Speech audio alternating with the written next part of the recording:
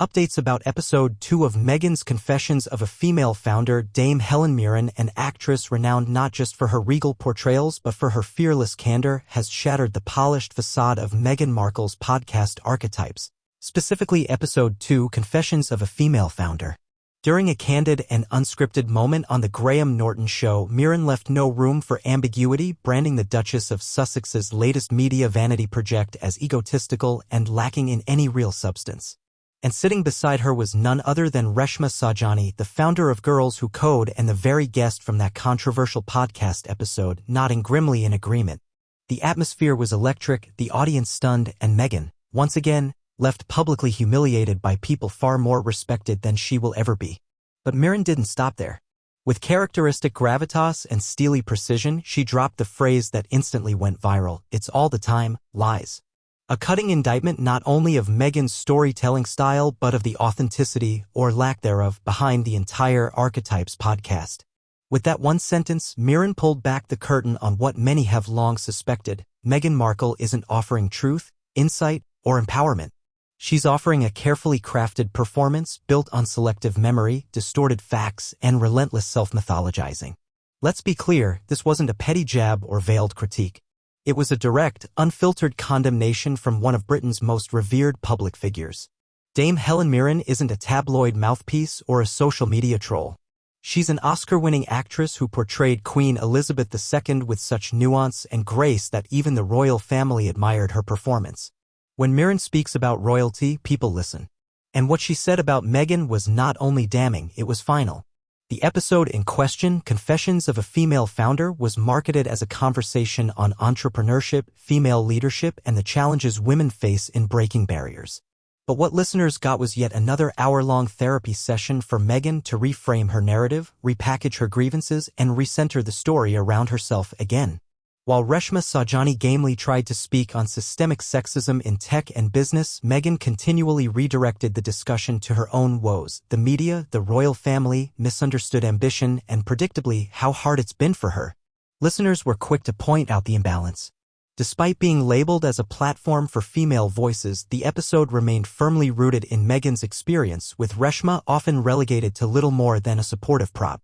Critics described the episode as painfully self-centered, performative, and a disservice to real female founders. Helen Mirren simply said what the public had been thinking. On Graham Norton, she reportedly rolled her eyes while discussing the podcast, saying, "When someone invites brilliant women to speak and then spends the entire time talking about themselves, that's not a conversation, it's a monologue with a clapping track." Her assessment was surgically accurate. Meghan's podcast isn't a celebration of women, it's a platform for self-vindication. Episode after episode, she casts herself as a feminist trailblazer while subtly, and sometimes not so subtly, taking swipes at the monarchy, the press, and anyone who's dared question her intentions. But the facade is crumbling fast. And this isn't the first time Meghan's podcast has come under fire. Spotify executives famously axed Archetypes after one season, despite the initial $20 million deal. Industry insiders revealed that Meghan wasn't delivering enough content and described the production process as chaotic. One high-ranking Spotify figure went so far as to call Harry and Meghan grifters, noting their inability to produce meaningful work beyond overproduced, self-aggrandizing fluff. That's not gossip, that's a business partner who saw the truth behind the branding. Mirren's critique arrives at a critical moment for Meghan. With the failure of Archetypes, the cancellation of several Archewell projects, and the mockery surrounding her recently unveiled as ever lifestyle brand already labeled a beige goop knockoff, her credibility as a serious cultural voice is rapidly eroding. And now she's being called out not by trolls but by celebrated female powerhouses who once might have supported her. Even Reshma Saujani, seated next to Mirren during the Graham Norton appearance, offered a telling expression of discomfort when Meghan's name was mentioned. According to audience accounts, Saujani gently nodded when Mirren criticized the imbalance of the podcast and added, "It's important we actually listen when women speak, not just when it's convenient to a personal story." That's as diplomatic as it gets in public discourse, but the subtext was crystal clear. Meghan doesn't amplify other women's voices. She uses them as props in her ongoing personal PR campaign. There's a growing awareness, particularly among successful, accomplished women, that Meghan Markle's brand of feminism is deeply narcissistic and increasingly performative. The repeated positioning of herself as a victim even in spaces meant to celebrate strength and resilience has become exhausting. When every platform becomes about her, when every struggle is reframed to reflect her pain, and when every guest is a mere footnote to her narrative, the result isn't empowerment. It's ego in disguise.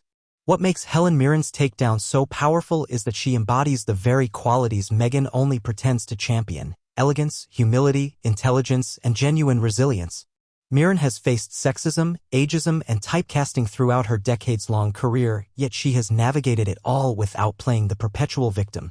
She didn't need a royal title, a Spotify deal, or a Netflix documentary to prove her worth. She let her work speak for itself, something Meghan still seems unwilling to do. The tragedy of Meghan Markle's downfall is that she could have become a meaningful voice in modern culture. She had the global platform, the symbolic weight of her royal ties, and the lived experience of racial and gender dynamics that could have fueled something powerful. Instead, she squandered it on polished monologues, tone-deaf branding, and the constant need to control every narrative to fit her victim-savior complex. Mirren's all the time lies wasn't just about podcast content. It was a declaration of fatigue shared by many about the constant manipulation of truth in service of personal glorification. And when that declaration comes from Dame Helen Mirren, it's not just shade, it's a cultural verdict. Meghan Markle may still believe she's reshaping the world with her words, but when respected women like Helen Mirren and even her own guests begin to distance themselves, it's clear that the world isn't buying it anymore. The Duchess has become a parody of the very movement she claims to lead, an embodiment of selective feminism that prioritizes ego over empathy and performance over progress. One podcast episode, one line from a legend, and Meghan's mask of empowerment slipped again. As ever, the truth is catching up.